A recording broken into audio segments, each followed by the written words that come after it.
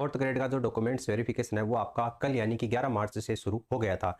काफ़ी अभ्यर्थियों का कमेंट आ रहे थे कि पहले दिन किस तरीके से डॉक्यूमेंट्स हुआ है, और आज भी मैंने जब टेलीग्राम पर पूछा तो काफ़ी अभ्यर्थियों का यही कमेंट था कि डॉक्यूमेंट्स वेरिफिकेशन में किस तरीके की परेशानियों का सामना करना पड़ रहा था। तो मैंने टेलीग्राम पर आपको एक मैसेज किया था कि जिस भी भाई बंधु ने अगर डॉक्यूमेंट्स वेरिफिकेशन करवाया है तो उनको A to Z डिटेल वो बताएं। तो काफ़ी अभ्यर्थियों ने डिटेल जो है वो शेयर की है, और एक दो अभ्यर्थियों से मैंने बात करने की भी कोशिश की है। तो जो जो उनके एक्सपीरियंस थे डॉक्यूमेंट्स वेरिफिकेशन में वो हम बात करेंगे, क्योंकि हो सकता है कि आपको जो समस्याएं डॉक्यूमेंट्स बनवाने में आ रही हैं तो आप बेवजह परेशान हो रहे हों, ऐसा भी हो सकता है, क्योंकि ये वीडियो देखने के बाद में आपको इस बात का अंदाजा लग जाएगा। सबसे पहले बात करते हैं व्यवस्था की। डॉक्यूमेंट्स वेरिफिकेशन जो सेंटर है वहाँ पर व्यवस्था किस तरीके से थी। देखिए, व्यवस्था पहले दिन जो डॉक्यूमेंट्स वेरिफिकेशन करवाने बच्चे आए थे उनको काफ़ी परेशानियों का सामना करना पड़ा था। एक तो यह है कि जैसे डॉक्यूमेंट्स वेरिफिकेशन करने के लिए 3 व्यक्ति वहाँ पर बैठते हैं।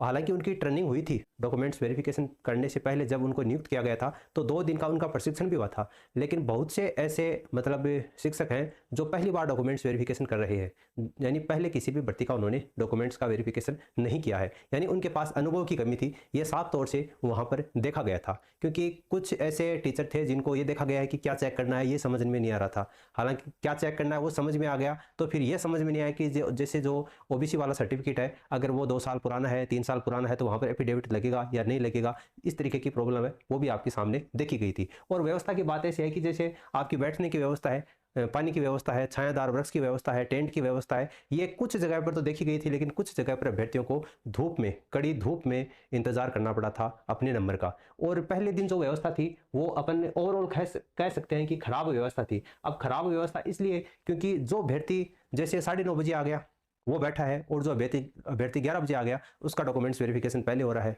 तो जो 9 बजे से धूप में खड़ा है उसके साथ में तो ये नाइंसाफी है। तो इस तरीके की जो व्यवस्था है वो आपके पहले दिन देखी गई थी, लेकिन दूसरे दिन होते होते इस व्यवस्था को सुधार कर लिया गया था। तो देखा जाए तो व्यवस्था है पहले दिन खराब थी, लेकिन दूसरे दिन देखा जाए तो व्यवस्था आपकी ठीक ठाक थी। इसमें अपन ये भी नहीं कह सकते कि सेंटर वालों की गलती है, ये भी नहीं कह सकते कि अभ्यर्थियों की गलती है, क्योंकि जब नया नया कोई काम होता है तो आप सभी को पता है कि उसमें थोड़ी बहुत कमी है वो हो ही जाती है। तो पहले दिन व्यवस्था ठीक नहीं थी, लेकिन दूसरे दिन होते होते इस बात का अंदाजा लग गया था, और मीडिया वाले जो भाई बंधु है वो भी 2-3 वहां पर पहुंच गए थे। इसलिए बाद में उन्होंने प्रशासन से मांग की कि इन बच्चों को धूप में खड़े होने के बजाय अंदर आप बरामदे में बैठने के लिए कह सकते हैं। तो बाद में बच्चों को बरामदे में भी बिठाया गया था। खासतौर से उदयपुर वाले सेंटर के ऊपर इस तरीके की व्यवस्था है वो देखी गई थी। अब बात करते हैं ई आधार की।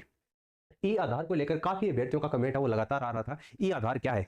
देखो, ई आधार एक नॉर्मल आधार है। अगर आपके पास में पहले से आधार कार्ड है और अगर उसमें क्यूआर कोड है ना, जैसे इस तरीके से आपका जो क्यूआर कोड होता है ना, क्यूआर कोड से तो आप सभी परिचित हैं, ठीक है। अगर ये आपका क्यूआर कोड है वो इस पहले वाले आधार कार्ड में बना हुआ है, तब आपको नया आधार कार्ड निकलवाने की आवश्यकता नहीं है, ठीक है। तो ये जो ई आधार वाला है वो आप समझ गए होंगे। अगर क्यूआर आपका कोड, क्यूआर जो कोड है वो अगर आपके आधार कार्ड में पहले से है तो आपको नया आधार कार्ड निकलवाने की आवश्यकता नहीं है। वरना अगर आपके पास में ये क्यूआर कोड वाला आधार कार्ड नहीं है तो जैसे ही आप ई मित्र वालों के पास में जाएंगे तो वो आपको 2 मिनट में ये जो आधार कार्ड है वो डाउनलोड करके प्रिंट करके दे देंगे, और सादे कागज के ऊपर आप निकलवा कर ले जा सकते हो। ऐसा नहीं है कि आपको मोटा हार्ड कागज है उसी के ऊपर आधार कार्ड निकलवाना है, कोई जरूरी नहीं है। सादे कागज के ऊपर आप आधार कार्ड है उसका प्रिंट निकलवा कर ले जा सकते हो, कोई दिक्कत आपको नहीं होगी, बशर्ते आपके आधार कार्ड में क्यूआर कोड होना चाहिए, ठीक है। इसके बाद में स्कोर कार्ड। काफी अभ्यर्थियों को कमेंट आ रहा था कि सर स्कोर कार्ड लेकर जाना है या नहीं लेकर जाना है। देखो, आप एडमिट कार्ड आपको लेकर जाना है, लेकिन अगर एडमिट कार्ड आपके पास में नहीं है तब आपको स्कोर कार्ड लेकर जाना है। और मैं तो कहूंगा कि एडमिट कार्ड और स्कोर कार्ड दोनों लेकर आप चले जाओ।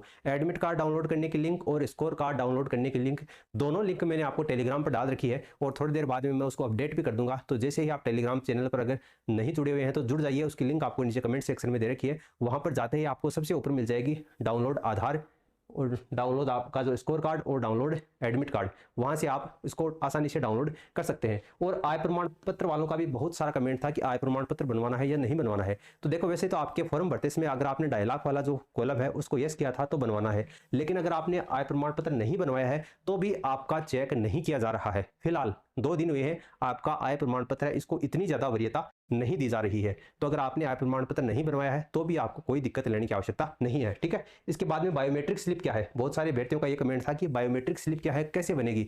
तो आपको बायोमेट्रिक स्लिप खुद से नहीं बनवानी है। जैसे आप डॉक्यूमेंट्स वेरिफिकेशन करवाने के लिए वहां पर जाएंगे तो वो खुद देंगे आपको एक स्लिप, ठीक है, बायोमेट्रिक स्लिप। तो वो आपको घर से कुछ भी ये बनवाकर नहीं लेकर जाना है, वहां पर आप जाएंगे डॉक्यूमेंट्स वेरिफिकेशन सेंटर पर तो ये स्लिप आपको वहां से मिल जाएगी, ठीक है। इसके बाद में एफिडेविट नहीं बनवाया, क्योंकि काफी अभ्यर्थियों का ये कमेंट था कि जैसे उनका जो ईडब्ल्यूएस सर्टिफिकेट है, उनका जो ओबीसी का सर्टिफिकेट है वो 12 महीने से पुराना है ना, या 3 साल से पुराना है, तो उन्होंने एफिडेविट नहीं लगाया है, तो क्या उनको डॉक्यूमेंट्स वेरिफिकेशन में बाहर कर देंगे? तो ऐसा कुछ भी नहीं है। अगर आपने एफिडेविट नहीं बनाया है तो कई सेंटर के ऊपर देखा गया है, सभी पर नहीं लेकिन कई सेंटर पर बहुत अच्छी सुविधा कर रखी है, एफिडेविट बनवाने की भी आपको वहां पर सुविधा मिल रही है। ठीक है, वकील भी वहां पर बैठा रहता है, तो अगर आपने एफिडेविट नहीं बनवाया है तो वहां पर आप एफिडेविट भी बनवा सकते हैं। हो सकता है कि आपसे वो 40-50 रुपए ज्यादा ले ले, लेकिन सुविधा आपको मिल रही है। ठीक है, तो किसी भाई बंधु ने अगर एफिडेविट नहीं बनवाया है तो उसको परेशान होने की आवश्यकता नहीं है, डॉक्यूमेंट्स वेरिफिकेशन सेंटर पर आपका इस समस्या का समाधान हो जाएगा। काफी बच्चों का यह था कि स्क्रूटनी फॉर्म भरते समय एक दिन जो है वो हमने ज्यादा लिख दिया या एक दिन कम लिख दिया था, तो एक दिन नहीं, अगर आपने 10 दिन का भी डिफरेंस है, अगर आप में 10 दिन का भी डिफरेंस कर दिया, जैसे वहां पर अपन एज कैलकुलेटर में निकालते हैं ना डेट, कि जैसे आप 22 साल 11 महीने 8 दिन हो चुके हैं, तो वहां पर अगर आपने एक दिन नहीं बल्कि 10-15 दिन का भी डिफरेंस आ रहा है तो कोई आपको परेशान होने की आवश्यकता नहीं है। इतना डिटेल से कोई ज़्यादा आपका चेक नहीं करने वाला है। 10वीं की जो मार्कशीट है और जो आधार कार्ड है उसमें आपकी जो डेट ऑफ बर्थ है वो अगर सेम है तो ये छोटी छोटी बातें हैं। अगर आपने एक दिन नहीं 10 दिन भी कम ज़्यादा लिख दिया है तो वहां पर आपको घबराने की आवश्यकता नहीं है, कुछ भी नहीं होगा। आपको ना डॉक्यूमेंट्स वेरिफिकेशन से बाहर किया जाएगा और ना ही प्रोविजनल किया जाएगा। बहुत ही जो स्टाफ है वो सपोर्टिव स्टाफ, मैं ये कहूँगा, मतलब आसानी से डॉक्यूमेंट्स वेरिफिकेशन है वो हो रहे हैं, हालांकि कुछ टाइम जो है वो थोड़ा सा ज्यादा लग रहा है। अब देखिए बात करते हैं ओबीसी और ईडब्ल्यूएस कैंडिडेट के लिए। देखिए ओबीसी का जो जाति प्रमाण पत्र है उसका आपको खास तौर से ख्याल रखना है। क्या ख्याल रखना है कि आवेदन की अंतिम तिथि यानी कि अप्रैल 2025 से पहले 12 महीने यानी कि अप्रैल 2024 से लेकर अप्रैल 2025 के बीच में अगर आपका जाति प्रमाण पत्र बनवाया हुआ है तब आपको कोई दिक्कत नहीं है। अगर उससे पहले आपका जाति प्रमाण पत्र बनवाया हुआ है 3 साल पुराना, तब आपको ये पुराना वाला और एफिडेविट बनाना है। लेकिन 3 साल से ज्यादा पुराना है तब आपको पुराना और नया भी बनवाना है और एफिडेविट भी लगाना है। तो ये खास तौर से ओबीसी ईडब्ल्यूएस वाले कैंडिडेट है उनके लिए ये जाति प्रमाण पत्र वाला है, इसका आपको थोड़ा सा ध्यान रखना है। बाकी स्टाफ कैसा था, बहुत से अभ्यर्थियों का ये कमेंट है कि डॉक्यूमेंट्स वेरिफिकेशन करने वाला स्टाफ कैसा था, तो स्टाफ जो है वो बहुत अच्छा था। जोधपुर में देख लीजिए, उदयपुर में देख लीजिए, खासतौर से जयपुर वाला स्टाफ है वो काफी अभ्यर्थियों का कहना है कि स्टाफ जो है वो अच्छा था। हालांकि अव्यवस्था थी वहां पर, पहले दिन थी, दूसरे दिन आते आते जो व्यवस्था है वो कुछ सुधार कर लिया गया था। तो उम्मीद है आपका कल जो डॉक्यूमेंट्स वेरिफिकेशन होगा उसमें और भी ज्यादा बेटर आपको सुविधा देखने को मिलेगी। इसके अलावा टाइम जो है वो ज्यादा, बिल्कुल अव्यवस्था होगी तो आपको टाइम भी थोड़ा ज्यादा लगेगा। ठीक है, तो ये तो सोचने वाली बात है, टाइम जो है वो थोड़ा ज्यादा ले रहे थे, लेकिन जैसे 2-3 दिन बीतने के बाद में उनको भी डॉक्यूमेंट्स वेरिफिकेशन करने का थोड़ा अभ्यास हो जाएगा।